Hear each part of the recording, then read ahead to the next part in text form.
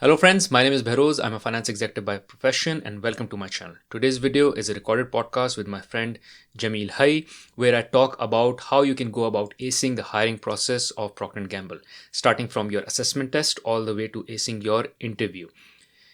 I highly recommend you check out this video in case you are in process of or looking to get hired with Procter& Gamble or have applied in Procter& Gamble because I share all the tips, tricks and hacks which are available for you to really ace the hiring process. Also, I highly recommend that you check out Jameel's channel where he makes videos and contents pertaining to career coaching. I will leave the link to his channel in the description of this video. Last but not the least, before going into the podcast, in case you find any value from this video, please make sure you press the like button. This keeps me motivated so I can improve the quality and quantity of content that I post on this channel. And more important, please subscribe to the channel as well. On this channel, I post content pertaining to how you can achieve career success and how you can achieve personal finance success. In case you are interested in these topics, this channel is right for you. Typically, there will be 5 peak performance questions or 5 behavioral questions for each of these peak performance. Supply chain could be, again, tell me a situation where there is a plant and the plant shut down and that was the only sourcing plant in that region. What would you do? Jameel, I'll give one tip to your audience, and this is $1 million tip. And this tip might even break the internet, this video, just because of this tip. So let me share it with you. P&G's first question would be, tell me about yourself. So you need to prepare that. Make sure you do not say something which compromises morals, ethics, values, especially values related to P&G. Hello and welcome to another podcast on my channel. And almost about a month ago, I posted this poll that you see in front of your screen right now, which is which supply chain job interview question and answers are you most interested in? And I posted like about 4 options. One was Amazon supply chain jobs, P&G supply chain jobs. Then I also posted a couple of options around some generic warehouse manager jobs and customer service representative jobs. And honestly, nobody voted for the generic options. There was a lot of interest for both Amazon and P&G supply chain job interviews. So today's podcast will be all about P&G supply chain job interview questions and answers. And when I think of the P&G hiring process, I cannot think of a better name than my guest today, who is Bahroz Abbas, because he has not only worked at P&G on very senior management positions, but he has recently made a lot of content on his own YouTube channel as well around these P&G interview hacks and interview preparation tips and so on. In fact, I will also put a link of his channel in my description here, and I strongly recommend that you go and subscribe to his channel as well. So without further ado, I would like to introduce my friend Bahroz Abbas. Hello, Bahroz, how are you? I'm doing well, Jameel. Thank you. Thanks for that introduction, and thanks for the great work that you're doing on your channel. It's just amazing. I learn a lot from you. I share a lot of your videos as well across people who reach out to me with regards to primarily supply chain interviews, supply chain careers, and all.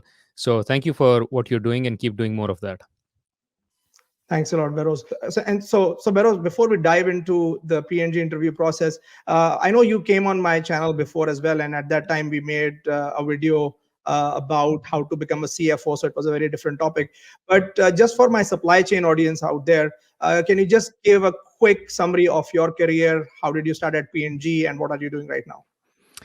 Yeah, so Jameel, I started my career with Procter& Gamble almost call it 18 years ago. I started in Pakistan, in Karachi. I did 5 years in Karachi in finance, then in Middle East primarily, and then moved back to Pakistan as a CFO for P&G Pakistan business. I've been trained twice by P&G to interview people for P&G. So I'm a trained interviewer. And I've also gotten some good accolades and awards during my time when I was conducting those interviews as well, in terms of being one of the best recruiters in the company and all. So I've had a lot of knowledge with regards to recruitment and interview conducting and interview taking. Plus, my experience with Procter& Gamble altogether helps me be a good resource in order for me to kind of share this knowledge that I share on my channel. Awesome. So let's just dive into it, Bahroz. And I know, like, I worked for P&G many years ago as well in supply chain. When I also look at their interviewing process today, it has not changed a lot. It's the same 4-step process, which starts with application, assessment, interviews, and offer. So can you just start by giving the audience a little bit of an overview of the process, and then we can dive into it one by one? The first thing that they are trying to do is they're trying to shortlist the best candidate because they don't want to go and interview 100 applications, right? So there's a job opportunity that comes in, and there are 100 people, let's say, that apply for that particular opportunity. They cannot just take 100 people through the process. So how do they do the shortlisting? Number one is an assessment test. It's an online assessment test. It's a 4-part assessment test.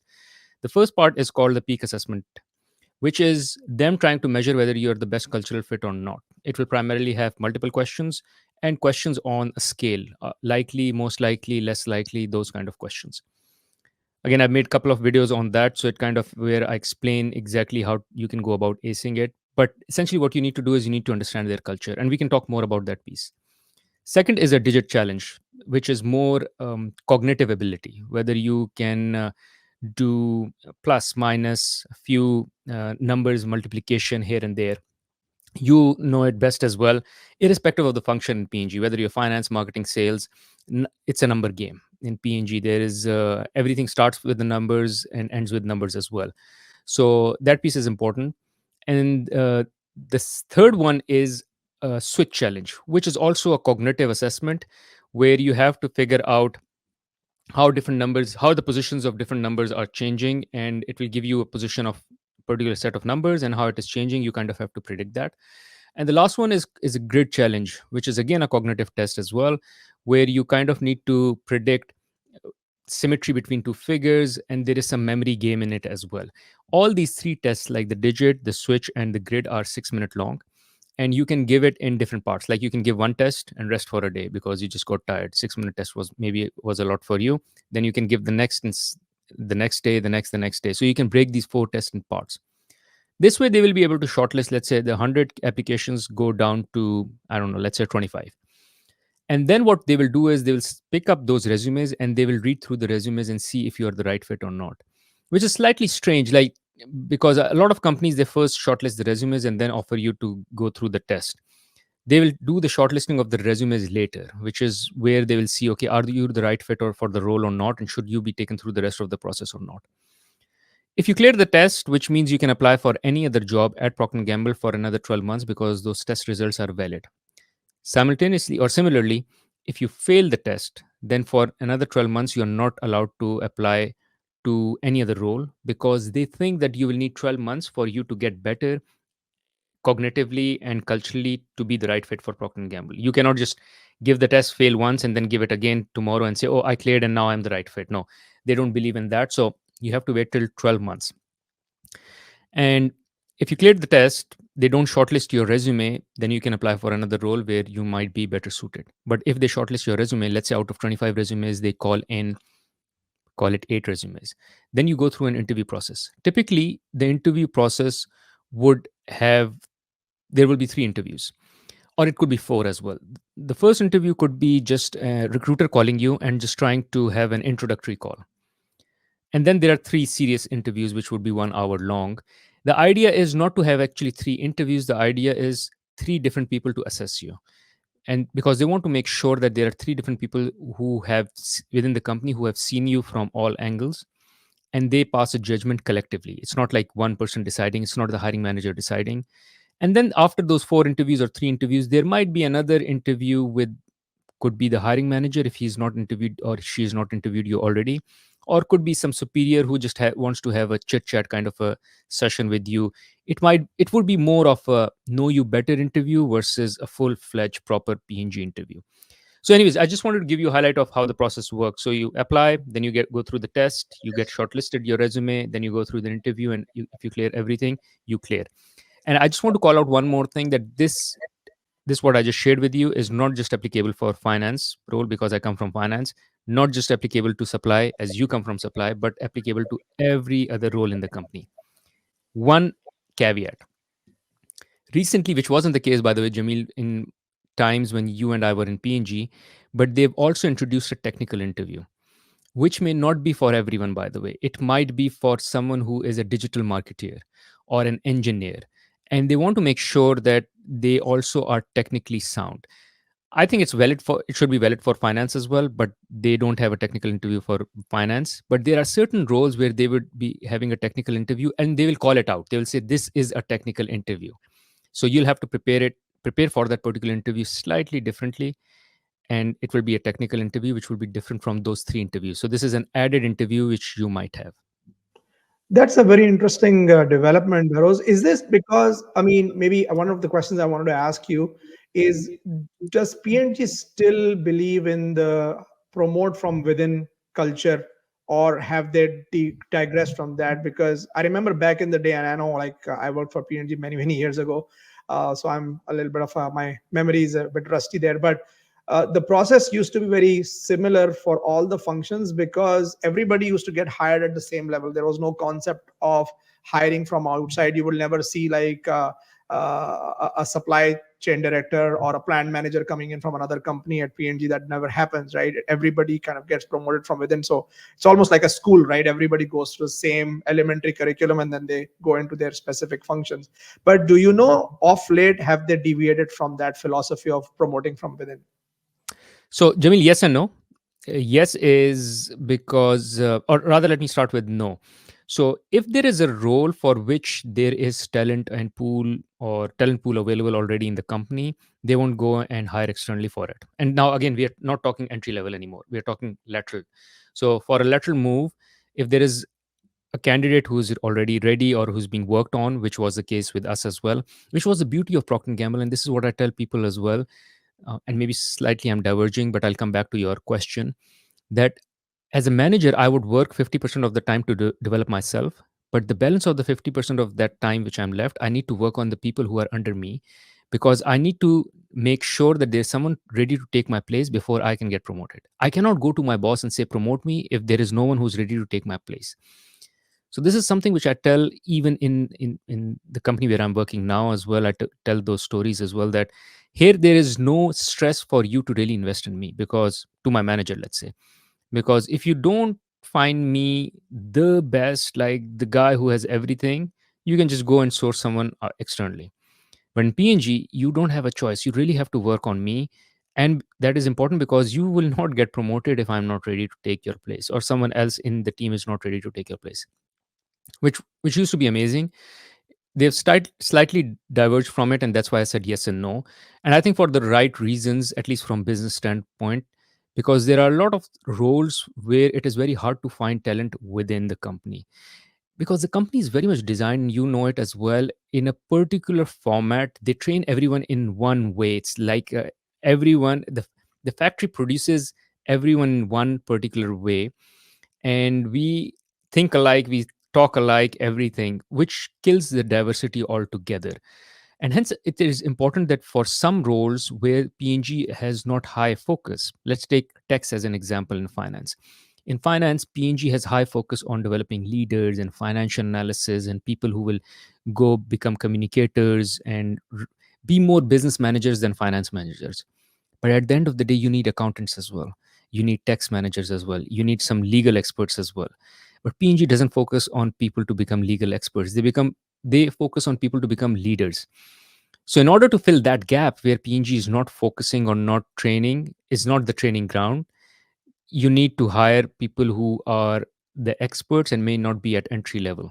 And that is why there are a lot of people that I've started to coach for PNG interviews who are coming laterally, and they might, and for them there is bigger chance of having that technical interview to be taken place. Got it. Yeah. And I learned the pros and cons of this promote from within culture when I left PNG, actually, because I was a big fan of this when I used to work, because that was the only way of doing business I had learned, because that was my first company, right? But when I moved to my current organization, and that was also quite a while back, of course, I went through a number of cultural changes and all of that. But in today's time and age, when technology is changing so fast, and once again I'll just keep the supply chain context in mind, you want people who have worked in different environments, because you may not be working on the best planning software, you may not be working on the best ERP system, you may not be working on a lot of other things which, your company may not be kind of on the leading edge all the time. So it's, while yes, there is a little bit of a trade-off which you already covered, where there is no vested interest in the line manager to develop their subordinates, because you can go and hire from outside, but at the same time the talent you are bringing from outside, sometimes and more often than not in today's time and age, you need that diversity, not just the diversity from a gender perspective, but also from a knowledge perspective, from an experience perspective, and so on. So thanks for sharing that, because yeah, that's something which I'm always intrigued, because every company is different. And I know at one point in time, P&G and General Electric were the only two companies who used to have this promote from within philosophy. But now I know they are also changing with the changing times.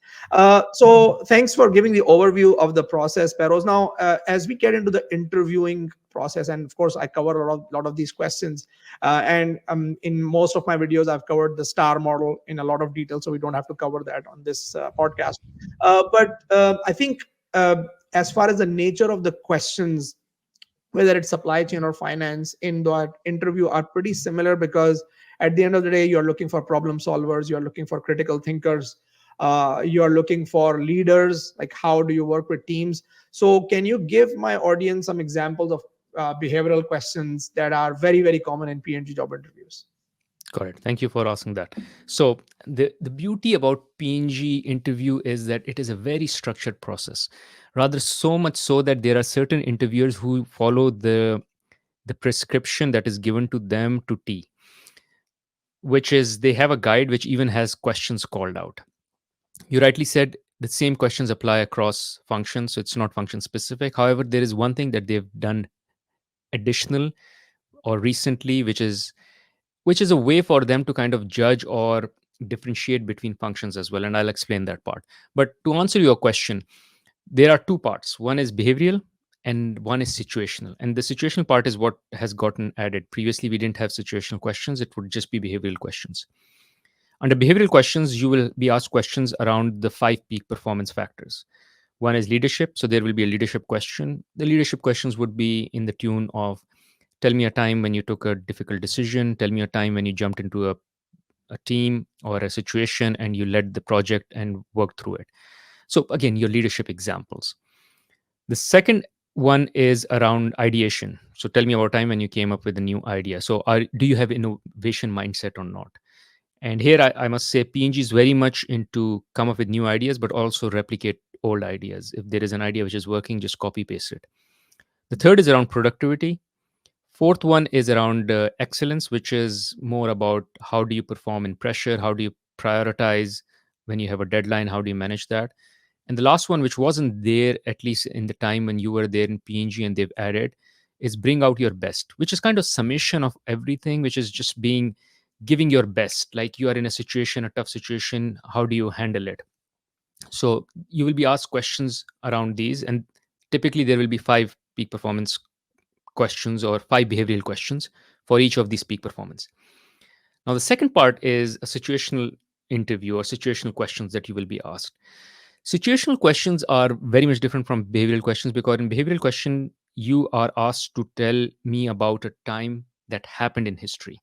In situational question, you are given a situation in future. Let's say you are in a team and your team disagrees with the idea that you are coming up with. You know that the idea that the team is suggesting will cost the company a lot of money. What will you do? Now, when you answer this question, there is no car or star because the context is already given to you. So, all you need to do is you need to just talk about the action, and even the result is meaningless because it is something in the future. So, you need to talk about the action altogether. Now, this is where at times the interviewer might want to play a different card for different candidates. So, for finance, they may go like, tell me about what if you are in a situation where the fixed cost in a particular factory is very high? How will you go about reducing the fixed cost? Supply chain could be again, tell me a situation where there is a plant and plant shut down and that was the only sourcing plant in that region. What would you do? Something on those lines. And they'll give you a situation. Under situation, there are typically three kind of situation you'll get. One is a business situation, like I mentioned, plant shut down or plant fixed cost, sales went down, you're losing share, you promised distributors the volume and the supply cannot provide it. What will you do? The second would be around around prioritization or task.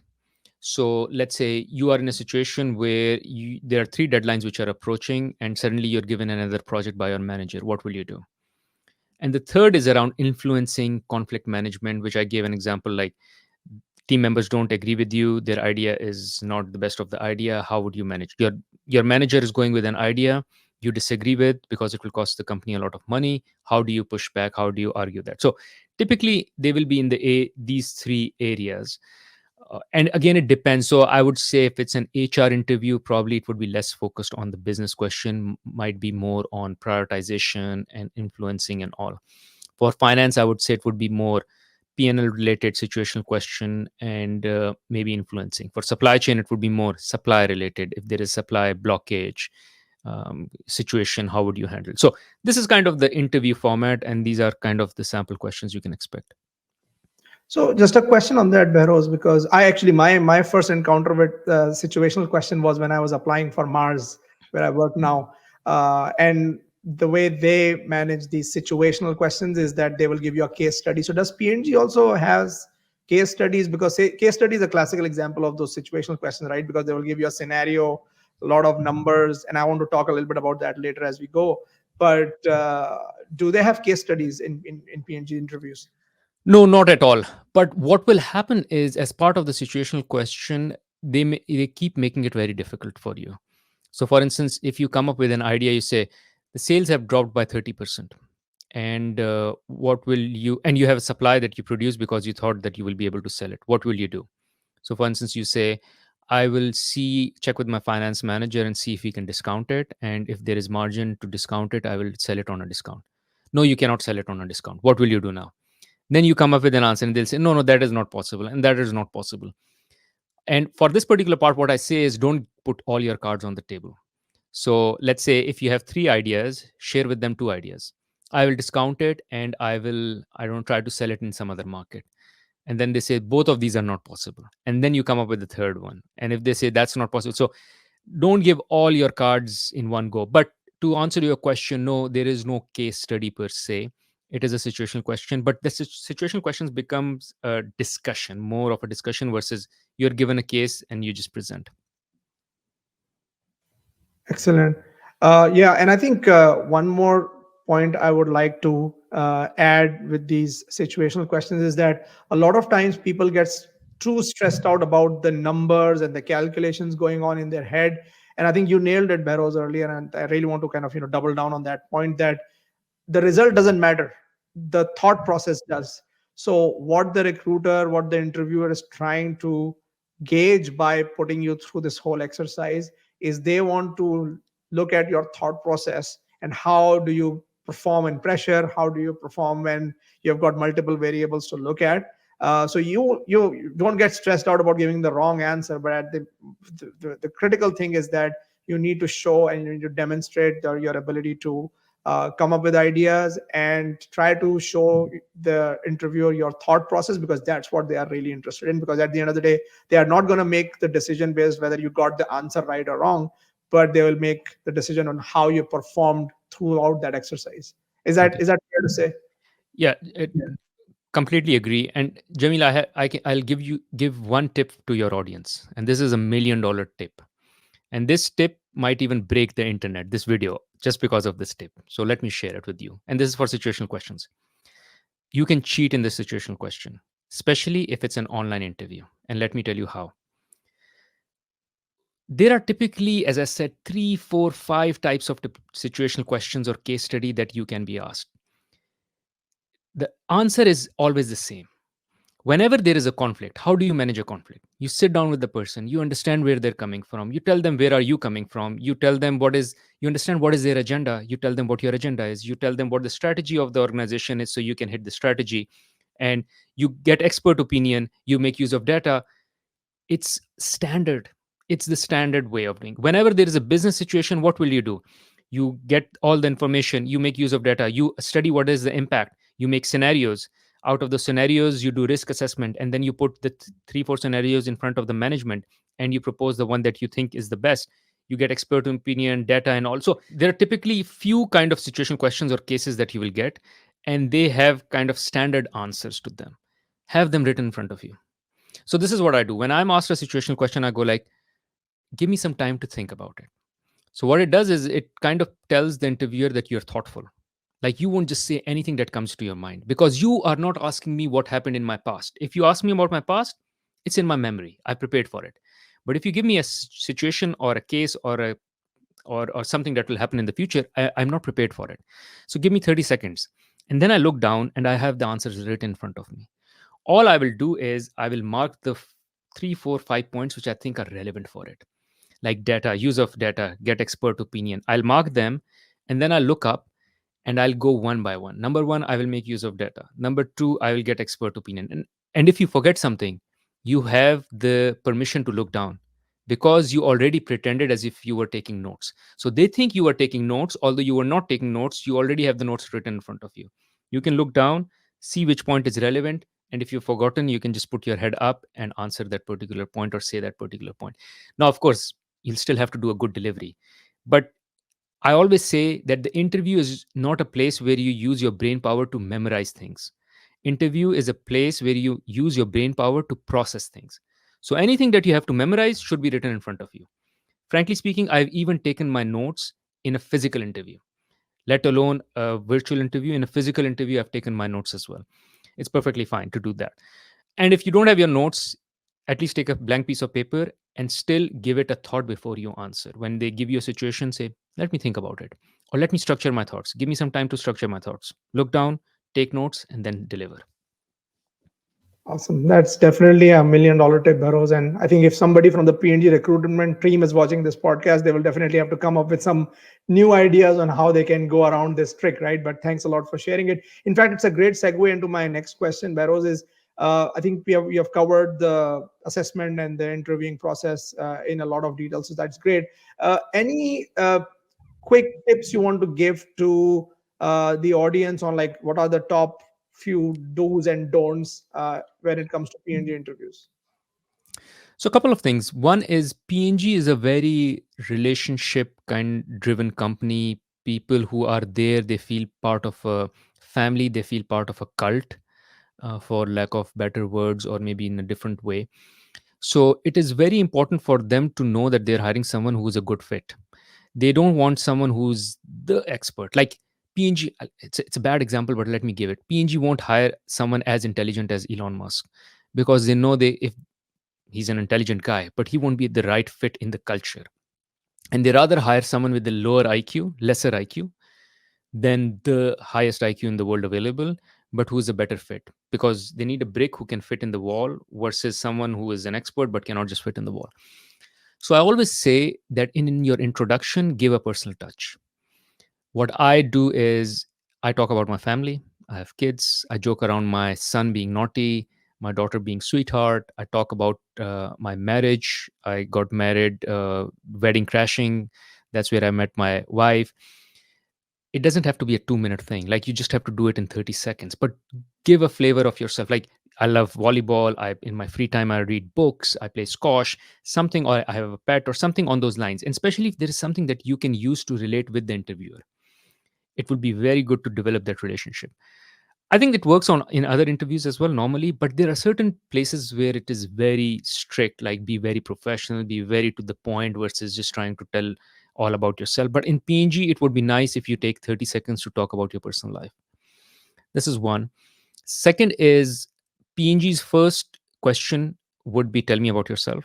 So you need to prepare that. Typically, every interview has that particular question as the first question. But for PNG, 100%, they will ask you, tell me about yourself first. So make sure you have a good script ready. The second question that will come for sure will be a leadership question. So imagine if you know exactly the two questions that you will be asked and you can prepare the answer to those questions word by word.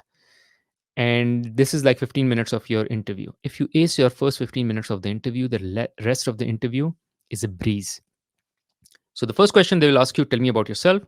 The second question they will ask you exactly, I won't be able to give you the question, but it would be, tell me about a time you led something. Tell me about a time when you were a leader. Tell me about a time you. So anything to do with your leadership. So forget the question that they will ask you. Think about your leadership example. As soon as they go and throw a leadership question at you, tailor your example to fit in the question and just say your example altogether. If you have these two questions prepared, your first 15 minutes are rocking, and then rest of the interview becomes very easy. The third piece, or maybe it's a don't, because I mentioned the two do's. The don't is, make sure you do not say something which compromises morals, ethics, values, especially values related to PNG. PNG will take you through 3 interviews. This is a normal process. But if you don't hear after the first interview, there's a good chance you said something which was against their values. So even if you're bad in the interview, they will still take you through the 3 interview process. But the moment you say something which is not ethical from PNG standpoint, like I read through something, maybe you give an example where you say, I got access to one of the competition's ideas and I used it to build my own idea, or I got inspired by it, even if it doesn't mean that you were cheating it. I got inspired by an idea which was in public, something like that. And you're trying to sell yourself as someone who's very smart, like something that was not available to public. You got your hands on it, and you're so smart that you were able to inspire yourself with that, and came gone. Your interview is done there and then. Typically they would even just close the interview there and then. They won't even take you for the full hour, let alone taking you through the entire process. So you rather stay away from any such example where you may be compromising the values with Procter and Gamble. Yeah, so these are kind of the do's and don'ts I would call out.